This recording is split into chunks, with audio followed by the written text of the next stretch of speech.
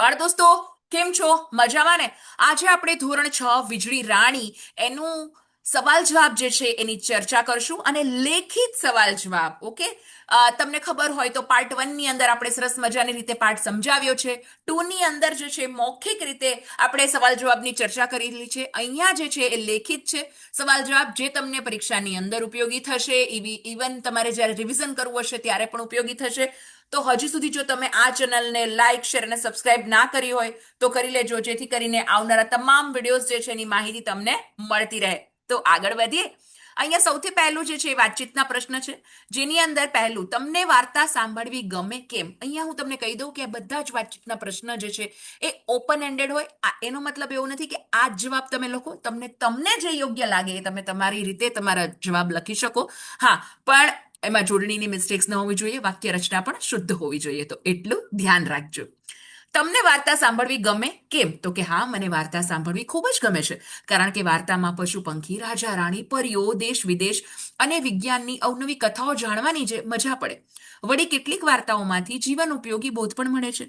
તમને શાની વાર્તા સાંભળવી ગમે કેમ?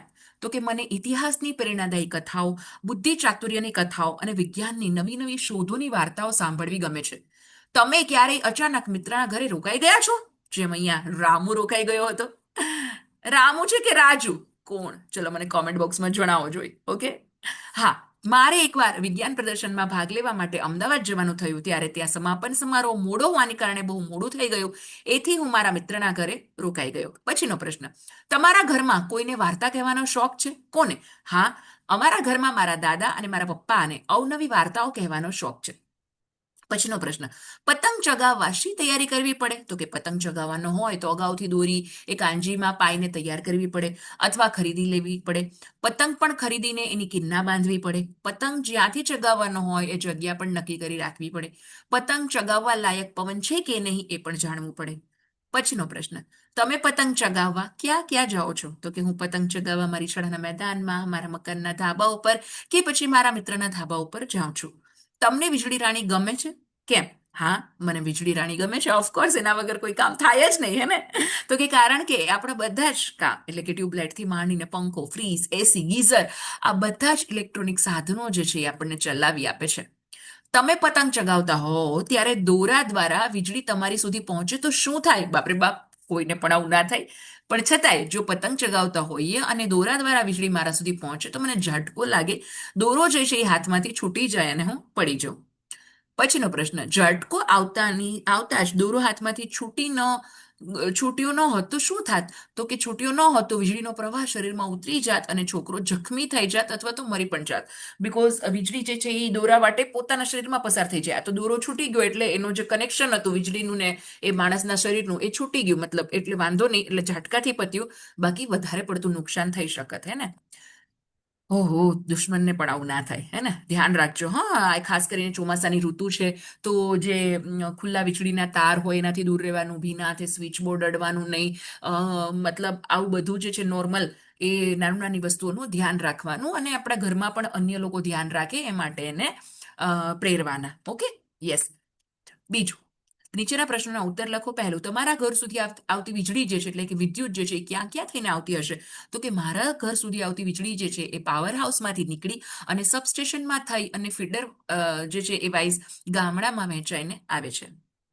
પછીનો પ્રશ્ન, તમારા ઘરમાં વીજળી રાણી ક્યાં ક્યાં કામ કરી આપે છે? તો કે અમારા ઘરમાં વીજળી રાણી ટ્યુબલાઇટ, પંખા, ફ્રીઝ, ઘરઘંટી, ઇસ્ત્રી, એસી, કોમ્પ્યુટર, ગીઝર અને પાણી ખેંચવાનો પંપ વગેરે ઇલેક્ટ્રોનિક સાધનો જે છે એ ચલાવી આપે છે. ઇવન લિફ્ટ પણ ચલાવી આપે, હે ને? ઘરઘંટી, કેટલું બધું આના સિવાય પણ ચલાવી આપે છે. જો વીજળી ન હોય તો શી મુશ્કેલી પડે? તો કે જો વીજળી ન હોય તો ગરમીમાં આપણે જાતે જ પંખો નાખવો પડે. જેવી રીતે રાજા રજવાડાઓમાં તો આહા પંખો નાખી આપતા. કૂવામાંથી પાણી પણ આપણે જાતે જ ખેંચવું પડે. ઇસ્ત્રી કરવા માટે કોલસા વાપરવા પડે. અજવાળા માટે દીવા કે ફાનસ ફરી પ્રગટાવવા પડે. એસી, ફ્રીઝ, ગીઝર, લિફ્ટ જેવી ઘણી બધી સુવિધાઓથી આપણે વંચિત રહેવું પડે. વીજળીનો ઉપયોગ કરતી વખતે શી કાળજી લઈએ છીએ? તો કે વીજળીનો ઉપયોગ કરતી વખતે આપણે કરંટ ન લાગે એની કાળજી રાખીએ છીએ. કરંટમાં સપડાયેલ વ્યક્તિ જે છે એને લાકડી જેવા અવાહક પદાર્થ વડે છોડાવીએ છીએ. પાણી કે ભેજથી સાવધાન રહીએ છીએ. વળી વીજળીને લગતું કામ હાથમાં એ રબરના મોજા અને પગમાં એ રબરના જૂતા પહેરીને જ કરીએ છીએ. બીકોઝ રબર જે છે એ રબર છે, લાકડું છે, આ બધું વિદ્યુતનું શું છે તો કે અવાહક છે, રાઈટ? એવી રીતે. પછી શું છે પ્રશ્ન તો કે નીચેના શબ્દોનો ઉપયોગ કરી વાક્ય બનાવો. મિત્રો આ પણ તમને અહીંયા મેં આપેલા છે વાક્ય, પણ તમે તમારી જાતે પણ બનાવી શકો. અને 100% હું શ્યોર છું કે તમે જો સરસ રીતે ગુજરાતી ભણતા હશો તો ક્રિએટિવિટી વાપરી અને એટલીસ્ટ વાક્ય બનાવી શકો. એનામાં બે વસ્તુ ખાસ ધ્યાન રાખવાની. કઈ બે? પહેલું જોડણીની, અને બીજું વાક્ય જે છે એ શુદ્ધ હોવું જોઈએ, રાઈટ? હવે અને એ વાક્યની અંદર આ બે જે શબ્દો આપેલા છે એનો ઉપયોગ તો થયેલો જ હોવો જોઈએ. ઓકે, પહેલું સંભાળીને વરસાદ. તમે સંભાળીને જોજો વરસાદમાં ક્યાંક લપસી ન પડતા. હું આજે જ લપસી ગઈ હતી વરસાદની અંદર. બીજું પણ હા મને લાગ્યું નથી, સો ડોન્ટ વેરી. બીજું વીજળી અને તાર. વીજળી રહે પાવર હાઉસમાં, પણ તેને હરવા ફરવા માટે તાર તો જોઈએ. પેટ્રોલ. વાહન ચાલક. તો કે પેટ્રોલ મોંઘું થયું છે, વાહન ચાલકે એનો જરૂર પૂરતો જ ઉપયોગ કરવો જોઈએ. તોફાન મસ્તી અને દાદાજી. તો કે બધા તોફાન મસ્તી કરો છો, દાદાજીને એ ગમે નહીં. ટોળ ટપ્પા અને રિસેસ. તો કે ટોળ ટપ્પા કરી અને સમય ન વેડફીએ, રિસેસમાં કંઈક સર્જનાત્મક કામ કરીએ. પછીનો પ્રશ્ન, નીચે આપેલા વાક્યમાં શબ્દો આડાઅવળા થઈ ગયા છે, તો એને યોગ્ય ક્રમમાં ગોઠવી અને વાક્ય લખો. જેમ અહીંયા એક્ઝામ્પલ આપ્યું છે કે બીક વીજળી ના લાગતી તો મને બહુ હતી, કડાકા ભડાકાથી હતી, એવું બધું. તો આપણે હવે સાચું વાક્ય જ જોશું. ઓકે, વીજળીના કડાકા ભડાકાથી મને તો બહુ બીક લાગતી હતી. પછીનો આપણે સીધા સાચા જ વાક્ય વાંચશું, હે ને? વળી ગોકુળ આઠમના દિવસે એક છોકરાએ પતંગ ચગાવ્યો. ભેંસ ઉપર વીજળી પડી તો ભેંસને પણ મારી નાખે. લોકોએ વીજળી રાણીને સુખીથી રહેવા માટે મોટા મોટા મકાન બનાવ્યા છે. આપણા ઘેર દીવા અને પંખા ચાલે છે એ પણ વીજળી રાણીની કૃપા છે. વીજળી રાણી તો એવી રાણી છે કે જે હરતી ફરતી રહે છે અને કામ પણ કરતી રહે છે. પાંચમું, વીજળીથી ચાલતા કોઈ પણ 4 સાધનોના ચિત્રો દોરી અને દરેક વિશે એક એક વાક્ય લખો. અહીંયા મેં ચિત્ર દોર્યા નથી, તમે દોરી શકો. મેં વાક્ય લખેલા છે, જેમ કે અહીંયા ઇસ્ત્રી, પંખો, ફ્રીઝ અને સગડી, એના વાક્ય લખેલા છે કે ઇસ્ત્રી છે ઇલેક્ટ્રોનિક ઇસ્ત્રી છે કે જે કપડાને ઇસ્ત્રી કરવા માટે વપરાય છે. બીજું પંખો છે કે જે ગરમીમાં હવા ખાવા માટે વપરાય છે. ગરમીમાં નહીં, આપણે તો દરેક સિઝનમાં પંખો વાપરીએ છીએ, હે ને? ફ્રીઝ છે તો એમાં શાકભાજી, દૂધ વગેરે સચવાય છે. ઇલેક્ટ્રિક સગડી છે કે તેની ઉપર ચા, કોફી, દાળ, શાક, રોટલી વગેરે બનાવી શકાય છે. પણ ઇલેક્ટ્રિક સગડી હોય તો એના વાસણો જે છે એ અલગ હોય, હે ને? ફ્લેટ એવા હોય. તમારી મમ્મીને પૂછજો તમે. છઠ્ઠું, વર્ગમાં બેઠેલા વિદ્યાર્થીઓને વર્તુળાકારે બેસાડો અને દરેક વિદ્યાર્થીને એક એક દ્વિરૂપ એટલે જોડાક્ષર હોય એ બોલવા કહો. જેમ કે અહીંયા એક્ઝામ્પલ આપી છે, શોધા શોધનો, ખોડાખોડ, લૂંટાલૂંટ, દોડાદોડ, હસાહસ, મારામારી, ગાળાગાળી, બોલાબોલ, માલમમાલ, ઝૂંટાઝૂંટ. પછીનો પ્રશ્ન કે અહીં વીજળીને વીજળી રાણી તરીકે સંબોધવામાં આવી છે. આવા બીજા શબ્દો મેળવીને લખો. યસ, આપણા ગુજરાતીમાં તો એવું બહુ છે, જેમ કે ચાંદા મામા, સૂરજદાતા, દરિયાદેવ, પર્વતરાજ, કોયલ રાણી, ગાય માતા, બિલ્લી માસી, વર્ષા રાણી અને પક્ષીરાજ. અત્યારે કઈ સિઝન ચાલે છે? આમાંથી કયો શબ્દ એને લગતો છે? કોમેન્ટ બોક્સમાં જણાવજો. તમને એવું થશે, મેમ શું કોમેન્ટ બોક્સમાં જણાવો, કોમેન્ટ બોક્સમાં જણાવો? પણ આપણા ટીચર અને સ્ટુડન્ટનું કોમ્યુનિકેશનનું માધ્યમ તો શું છે? તમે જો ક્લાસમાં હોત તો એમ કે રેઝ યોર હેન્ડ પ્લીઝ, હે ને? તો અહીંયા હું રેઝ યોર હેન્ડ તો કેવી રીતે કહી શકું? એટલે હું કમેન્ટમાં લખવાનું કહું. ઓકે, પછીનો પ્રશ્ન છે, બહુ લોડ ના લેતા. પછીનો પ્રશ્ન છે કે ઉદાહરણ મુજબ પાઠમાં આવતા શબ્દોનો ઉપયોગ કરી અને બીજા વાક્ય બનાવો. જેમ કે ઝરમર છે તો વરસાદ ઝરમર વરસતો હતો. તાજી માજી તો કે ગાય જે છે લીલુંછમ ઘાસ ચરીને ખૂબ તાજીમાજી થાતી. લોથપોત તો મનસ્વી જે છે પર્વત ચડી ને ઉતરી તેથી થાકીને લોથપોત થઈ ગઈ. આમાં તો મેં તો થક ગઈ ભાઈ સાહેબ, હે ને? હંસા યાદ આવી ગઈ. પછી જે છે શોધાશોધ, તો સાંજે ગાય ઘરે આવી તેથી સાંજે ગાય ઘરે ન આવી એથી ઋષિએ ગાયની શોધાશોધ કરી મૂકી. મોટા મોટા, તો કે લોકો હવે મોટા મોટા મકાનમાં રહેવા લાગ્યા છે. હરીફરી, સસલું છૂટથી હરીફરી શકે એ માટે એને પાંજરામાંથી બહાર કાઢવામાં આવ્યું. ઊંચે ઊંચે, તો કે પક્ષીઓ આકાશમાં ખૂબ ઊંચે ઊંચે ઉડતા હતા. ટોળ ટપ્પા, અરવિંદે ટોળ ટપ્પામાં સમય પસાર કર્યો. ટોળ ટપ્પા એટલે આમ વાતોના ગપ્પા મારતો હોય ને, ટોળ ટપ્પા કહેવાય. તેથી ગૃહ કાર્ય અધૂરું રહ્યું. યસ, પહેલા ગૃહ કાર્ય કરવાનું, હોમવર્ક કરવાનું ને પછી ટોળ ટપ્પા કરવાના, હે ને? તોફાન મસ્તી, બાળકો ક્યારેક તોફાન મસ્તી કરી અને ઘરમાં નુકસાન કરે છે. નુકસાન નહીં કરવાનું, હો ભાઈ. પ્રશ્ન નંબર 9, પાઠમાં અંગ્રેજી શબ્દ જેમ કે પાવર હાઉસ આપવામાં આવ્યો તો પુસ્તકમાંથી આવા બીજા અંગ્રેજી શબ્દ શોધીને લખો. તો અહીંયા કયા કયા છે? જેમ કે power house, grid, pump, lift, librarian, bowler, captain, team, all rounder, uncle, article, dance વગેરે. પછીનો પ્રશ્ન છે કે પાઠમાં જન્માષ્ટમી જે ગોકુળ આઠમ કહેવામાં આવી છે, તમે જુદા જુદા ઉત્સવોને બીજા કયા નામે ઓળખો છો એ લખો. તો અહીંયા દિવાળી જે છે ને દીપાવલી કે દીપોત્સવ, પછી બેસતું વરસ છે તો એને નવું વર્ષ, દેવ દિવાળી છે તો કાર્તિકી પૂર્ણિમા, ઉત્તરાયણ છે તો એને મકર સંક્રાંતિ, હોળી છે તો એને હુતાશણી, અખાત્રીજ છે તો એને અક્ષય તૃતીયા, રક્ષાબંધન છે તો એને બળેવ, નાળિયેરી પૂનમ, પતેતી છે તો પારસીનું વર્ષ, પારસી નૂતન વર્ષ, દશેરા છે તો એને વિજયાદશમી, રમજાન ઈદ છે તો ઈદ ઉલ ફિત્ર એવું કહેવામાં આવે છે, બકરી ઈદને ઈદ ઉલ અઝા કહેવામાં આવે છે, અને નાતાલને ક્રિસમસ તરીકે ક્રિસમસનું પણ બીજું નામ આપેલું છે.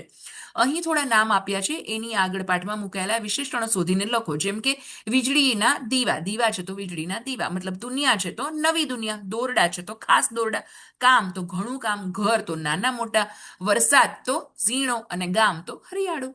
પછીનો પ્રશ્ન આગળ વધીએ કે નીચેના વાક્યમાં રહેલા ક્રિયાપદ એટલે કે વર્બ અને વિશેષણ એટલે કે એડજેક્ટિવ એ નીચે લીટી કરો અને સામે લખો. જેમ કે અહીંયા જે છે રવિ ઊંચા ઝાડ ઉપર ચડ્યો, તો ચડ્યો છે એ ક્રિયાપદ છે, વર્બ, અને વિશેષણ શું છે? ઊંચા.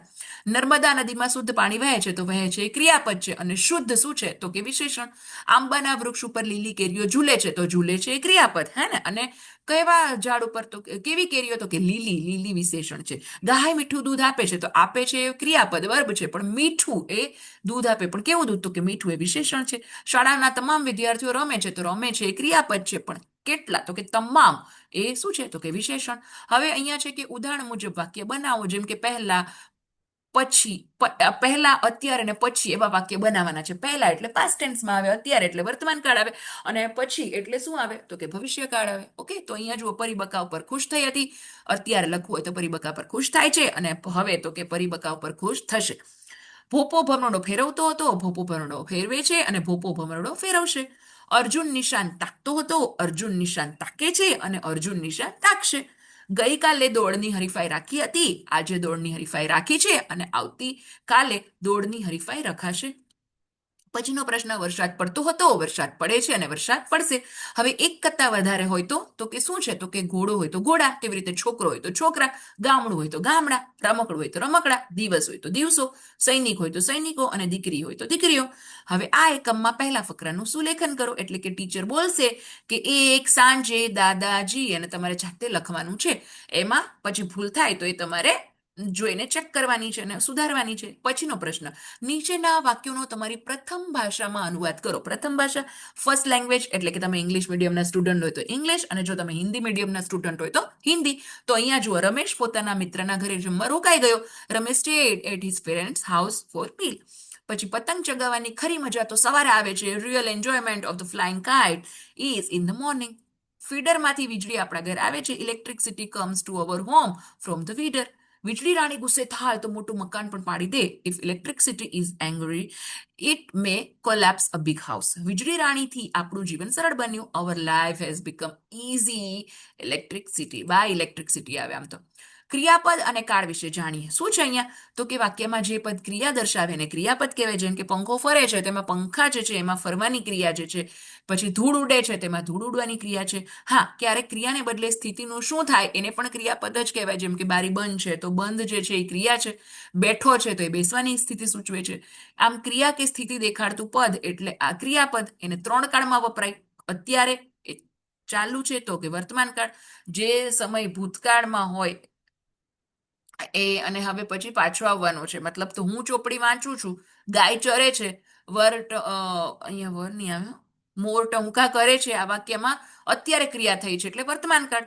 ઓલરેડી પાસ્ટ ટેન્સમાં થઈ ગઈ હોય ઓલરેડી તો એને ભૂતકાળ. જેમ કે હું ચોપડી વાંચતો હતો, ગાય ચરતી હતી, મોર ટહુકા કરતો હતો, તો એ ભૂતકાળ થઈ ગયું, રાઈટ. પછી હું ચોપડી વાંચીશ, ભવિષ્યકાળ. ઓલરેડી ક્રિયા ભવિષ્યમાં થશે તો એને ભવિષ્યકાળ. હું ચોપડી વાંચીશ, ગાય ચરશે, વરસાદ પડશે, મોર ટહુકા કરશે, તો એ ભવિષ્યકાળના છે. ઓકે, તો ક્રિયાપદ જે છે એ તો એ પણ એના કાળની દ્રષ્ટિએમાં ચેન્જ થતો રહે. ઓકે, તો અને હવે જે છે એ તમે જો આ ચેનલને લાઈક, શેર અને સબસ્ક્રાઇબ ના કરી હોય તો કરી લેજો, જેથી આવનાર વિડીયોઝની તમામ માહિતી મળતી રહે.